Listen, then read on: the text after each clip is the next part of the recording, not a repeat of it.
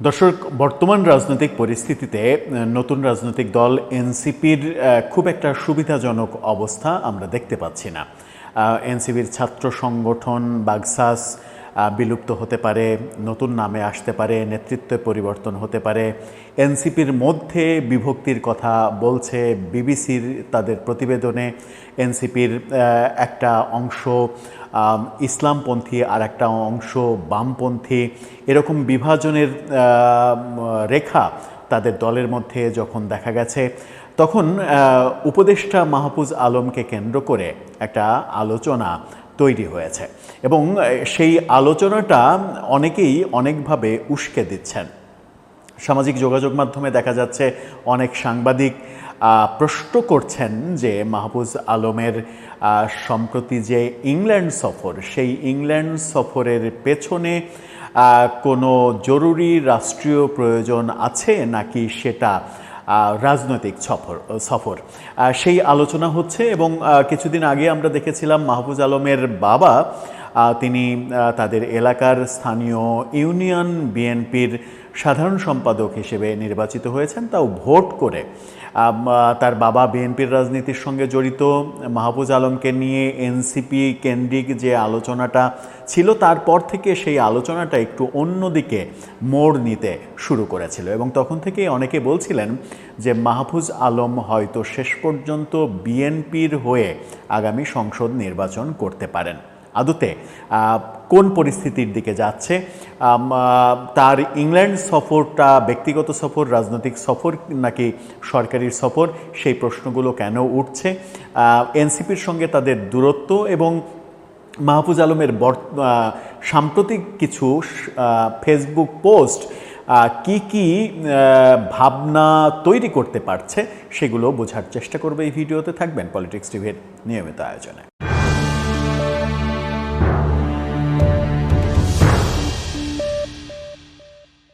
দর্শক, বলছিলাম উপদেষ্টা মাহফুজ আলম ইংল্যান্ড সফর করেছেন। ইংল্যান্ড সফরে আমরা দেখেছি যে স্থানীয় আওয়ামী লীগের এক ধরনের বিদ্রোহের মুখে পড়েছিলেন তিনি।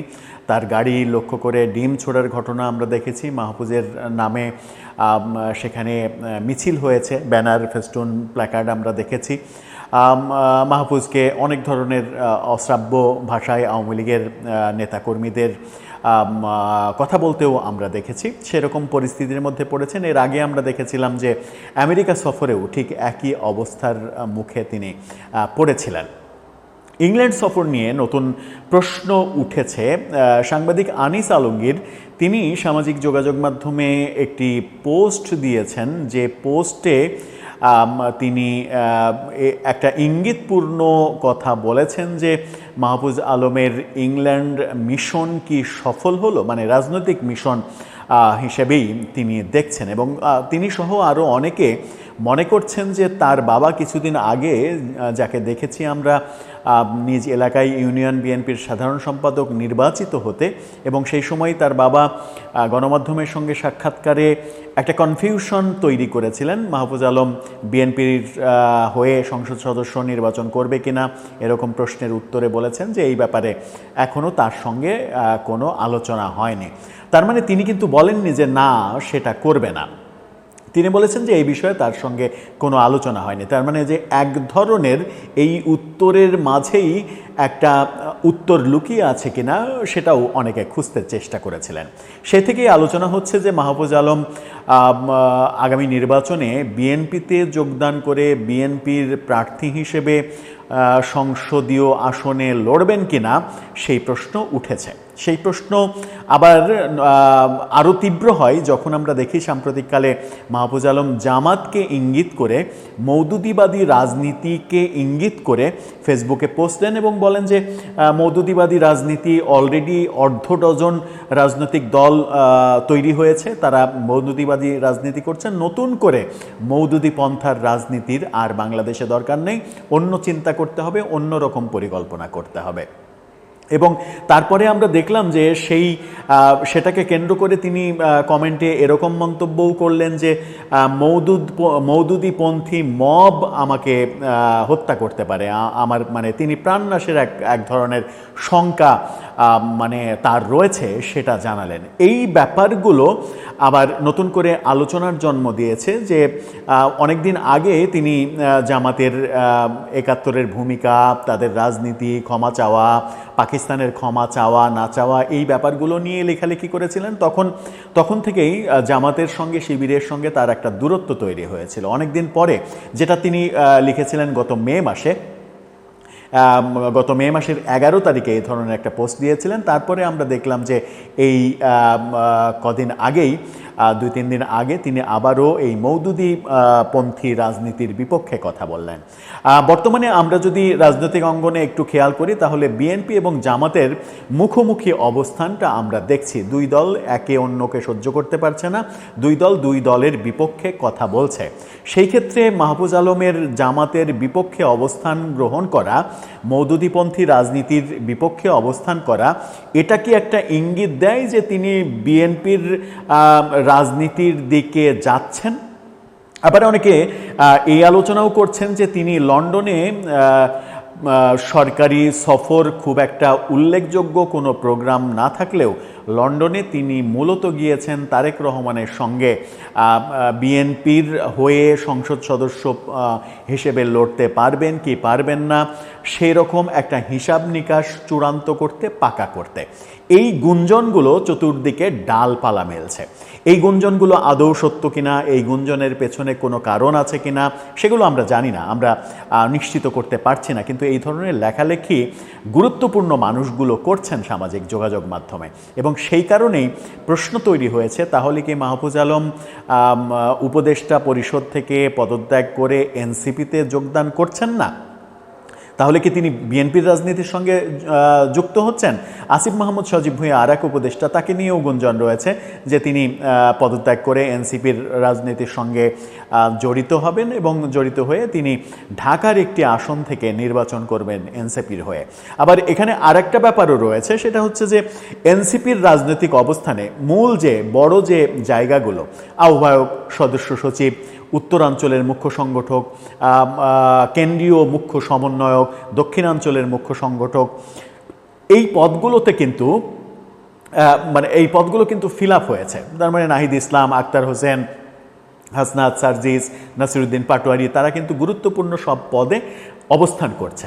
তাহলে উপদেষ্টা পরিষদ থেকে পদত্যাগ করে আসিফ মাহমুদ সজীব ভুঁইয়া এবং মাহফুজ আলম দুইজনই যদি এনসিপিতে যোগদান করতে চান, তাহলে এনসিপিতে তাদের অবস্থান কী হবে? আসিফ মাহমুদ সজীব ভুঁইয়া কিংবা মাহফুজ আলম তারা কি সার্জিস, হাসনাতের চাইতে নিম্ন স্তরের পদে নিজেদেরকে দেখতে চাইবে? আমার মনে হয় যে দেখতে চাওয়ার কোনো কারণ নেই। তাহলে তাদের জন্য পদটা কি হবে? তাদের জন্য কি বিশেষ কোনো পদ তৈরি হবে, নাকি আহ্বায়ক কমিটি যেটা চলছে সেই আহ্বায়ক কমিটিটা নির্বাচনের আগে আগে তারা সম্মেলন করে পূর্ণাঙ্গ কমিটির দিকে যাবে এবং পূর্ণাঙ্গ কমিটিতে গিয়ে এই যে আহ্বায়ক কমিটি রয়েছে, এই আহ্বায়ক কমিটির অনেক পদে অনেক বড় ধরনের একটা রদবদল হবে। সেই রদবদল হওয়ার প্রেক্ষাপটে আসিফ মাহমুদ সজীব ভুঁইয়া যদি যোগদান করেন, তাকে খুবই গুরুত্বপূর্ণ একটা পদে দেখা যেতে পারে।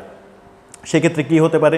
সেই ক্ষেত্রে হতে পারে নাহিদ ইসলাম সভাপতি, আসিফ মাহমুদ সজীব ভুঁইয়া সাধারণ সম্পাদক। এরকম কিছু দেখলেও অবাক হওয়ার কিছু থাকবে না। যদি তাই হয়, সেটা যদি হয়ও, তাহলে মাহফুজ আলমের জায়গাটা কি হবে? মাহফুজ আলম কি নাহিদ ইসলাম, আসিফ মাহমুদ সজীব ভুঁইয়ার চাইতেও অনেক নিচের পদে এনসিপিতে অধিষ্ঠিত হতে চাইবে নতুন একটা দলে? এই প্রশ্নগুলো কিন্তু উত্থাপন করার জায়গা তৈরি হয়েছে। এই প্রশ্নগুলো যখন উত্থাপন করার জায়গা তৈরি হয়েছে, তখন মাহফুজ আলমকে নিয়ে বিএনপি কেন্দ্রিক রাজনীতির যে আলোচনাটা, সেই আলোচনাটা কিন্তু আরও বেশি প্রাণ পায়। বিভিন্ন অ্যাটিটিউডে, ফেসবুকের পোস্ট, সম্প্রতি ইংল্যান্ড সফর, ইংল্যান্ডে যেহেতু তারেক রহমান অবস্থান করছেন, সেটাকে খুব সহজেই কানেক্ট করা যায় যে কেন তিনি ইংল্যান্ড সফর করলেন। রাষ্ট্রীয় তো এমন কোনো বড় সেখানে কোনো অনুষ্ঠান নেই, কোনো আয়োজন নেই, তাহলে ইংল্যান্ড সফর কেন করছেন? এই উত্তরগুলো মেলাতে গেলে অনেক কিছুই দুয়ে দুয়ে চার অনেকে মেলানোর চেষ্টা করছেন, করতে দেখা যাচ্ছে, লিখতে আলোচনা করতে দেখা যাচ্ছে। কিন্তু মূল সত্যটা কোথায়? শেষ পর্যন্ত আমরা কি এরকম দৃশ্য দেখব যে মাহফুজ আলম এবং আসিফ মাহমুদ সজীব ভুঁইয়া দুইজনের কেউই এনসিপির রাজনীতির সঙ্গে যুক্ত হলেন না, কিংবা এনসিপির রাজনীতি এখন যে বিতর্কের মুখে রয়েছে, এনসিপি যে অলরেডি সিদ্ধান্ত নিয়ে ফেলেছে যে তাদের যে ছাত্র সংগঠন বাকসাস সেটা বিলুপ্ত করবে, নাম বিলুপ্ত করে নতুন নামে আবির্ভূত হবে। এনসিপির নিজেদের রাজনীতি নিয়েও যথেষ্ট টানাপোড়েন চলছে, তাদের মধ্যে বিভক্তি কাজ করছে, একটা ইসলামপন্থী গ্রুপ আর একটা বামপন্থী গ্রুপ।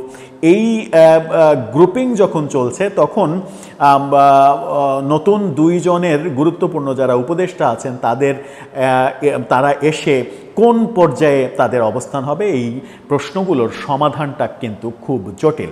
দর্শক, আপনার কি মনে হয় এই যে পর্যালোচনাটুকু করলাম তাতে কি আপনার মনে হয় যে শেষ পর্যন্ত, যেহেতু বাবা বিএনপির রাজনীতির নেতা হয়েছেন, স্থানীয় পর্যায়ে হোক কিন্তু নেতা হয়েছেন, সেহেতু মাহফুজ আলম শেষ পর্যন্ত কি বিএনপিরই মনোনয়ন নিয়ে সংসদে লড়বেন? আসিফ মাহমুদ সজীব ভুঁইয়ার গন্তব্য তাহলে কোথায় হবে? প্রশ্নগুলোর উত্তর যদি আপনার জানা থাকে কিংবা আপনি যদি মনে করেন যে এটা হতে পারে, তাহলে জানিয়ে লিখতে পারেন আমাদের কমেন্ট বক্সে। নতুন কোনো তথ্য আসলে সেটাও হতে পারে নতুন আরেকটা আলোচনার বিষয়। সেই পর্যন্ত ভালো থাকবেন। আজকের মতো তাহলে বিদায়।